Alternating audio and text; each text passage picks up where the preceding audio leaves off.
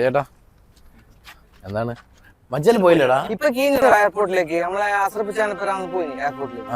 ഇയാൾക്ക് എന്തിന്റെ കേട്ടാ ആ പൈസ കൊടുത്ത തിരിച്ചു കിട്ടുന്ന എന്തെങ്കിലും വിചാരം ഉണ്ട് നിങ്ങൾക്ക്? പ്രവാസിയെ തിരിച്ചറിയേണ്ട ചില സന്ദർഭങ്ങളുണ്ട്. കുടുംബങ്ങളൊക്കെ വിട്ടു നമ്മൾ ഇവിടെ ഒറ്റപ്പെട്ടവരാണ്. നമ്മള് അങ്ങോട്ടും ഇങ്ങോട്ടും തിരിച്ചറിയണ്ടേ? നിനക്കറിയാവോ, അവൻ ഇങ്ങനൊന്നും ഉണ്ടായിരുന്നല്ല. അവൻ സ്വന്തമായിട്ടൊരു ബിസിനസ്സും കാര്യങ്ങളൊക്കെ ഉണ്ടായിരുന്നു. അവനാണ് എന്ത് ചെയ്യാ, അന്ന് അവനെല്ലാരും ഉണ്ട്, കൂട്ടുകാരും ബന്ധുക്കളും എല്ലാരും ഉണ്ടായിരുന്നു. ഇപ്പൊ അവനെ ഒരു പട്ടി പോലും തിരിഞ്ഞു നോക്കരുത്. അതല്ല വിജയേട്ടാ, അതിനെക്കാട്ടി വലിയൊരു വിഷമം പിടിച്ച കാര്യം കേട്ടിട്ടാ ഞാൻ. എന്താടാ? അവന്റെ ഭാര്യ ഒരു ബംഗാളിയോട് ഒളിച്ചോടി പോയത്, അതും ആ കുട്ടിയാക്കി. മജാലിന്റെ വൈഫില്ലേ ബംഗാളിലൂടെ പോയത്? ഏത് നമ്മുടെ മജാലിന്റെ? അതെ. എന്തോ നടായി പറയുന്നത്? എടാ സത്യമാണെന്ന് നീ ഇതെങ്ങനെ അറിഞ്ഞു? എടാ വാട്സപ്പിൽ ഇൻസ്റ്റയിലൊക്കെ ഉണ്ട്. ഇതാ ഇയാളുടെ മൊബൈൽ ഒന്ന് ചെക്ക് ചെയ്തു. എടാ അവൻ നാളെ നാട്ടിൽ പോവാൻ നിൽക്കല്ലേ. ഞാനും കൂടെ പോയിട്ടല്ലേ അവന് സാധനം വാങ്ങിച്ചത്. ഇന്നലെ കൂടി അവള് വിളിച്ചതേ ഉള്ളൂ. ഇത്രേ ഉള്ളൂ ഇതൊക്കെ.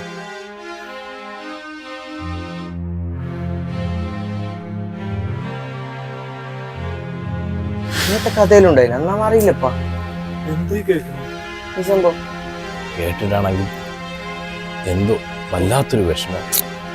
ഞാനല്ല ആ റൂമില്ല സമയത്ത് എന്തെല്ലോ ചെല്ലി ബിസിയാക്കി കൊറേ കാലം ബാക്കി നോമ്പലാക്കി വെച്ച് ഒരുത്ത പിടിപ്പിച്ചിട്ടേ ഇല്ല.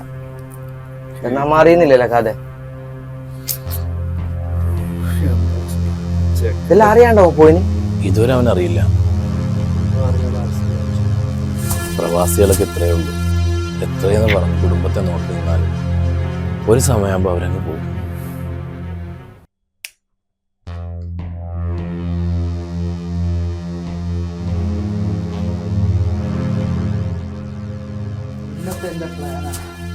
നാളത്തെ എന്റെ പവർ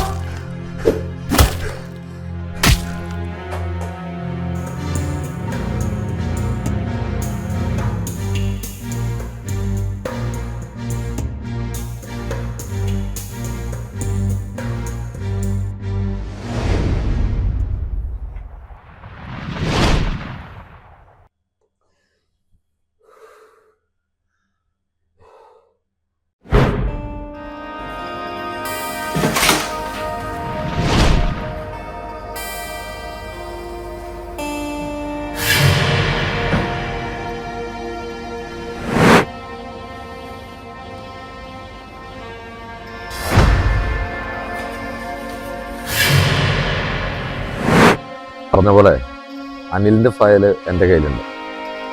പറഞ്ഞ ക്യാഷ് നാളെ എൻ്റെ അക്കൗണ്ടിലേക്ക് എത്തണം. ഇനി എന്തെങ്കിലും തരത്തിലുള്ള പണി തരാനാണ് ശ്രമമെന്നുണ്ടെങ്കിൽ അതിനേക്കാൾ വലിയ 8ൻ്റെ പണി ഞാൻ തിരിച്ചങ്ങോട്ട് തരും. ഓക്കെ?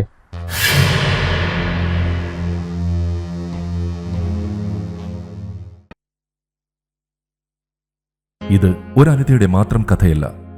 കഷ്ടപ്പെട്ട് അധ്വാനിച്ചുണ്ടാക്കുന്ന സമ്പാദ്യം മുഴുവൻ കുടുംബത്തിനും കൂട്ടുകാർക്കും നാട്ടുകാർക്കും വേണ്ടി ചിലവഴിച്ച് നാളേക്ക് വേണ്ടി ഒന്നും കരുതി വെക്കാതെ സ്വന്തം ആഗ്രഹങ്ങളും സ്വപ്നങ്ങളും മാറ്റിവെച്ച് ജീവിക്കാൻ മറന്നുപോയ പ്രവാസികൾ ഇന്നുമുണ്ട്. മൺമറഞ്ഞു പോയവരുമുണ്ട്. അവർക്ക് വേണ്ടി ഈ കഥ ഞങ്ങൾ സമർപ്പിക്കുന്നു.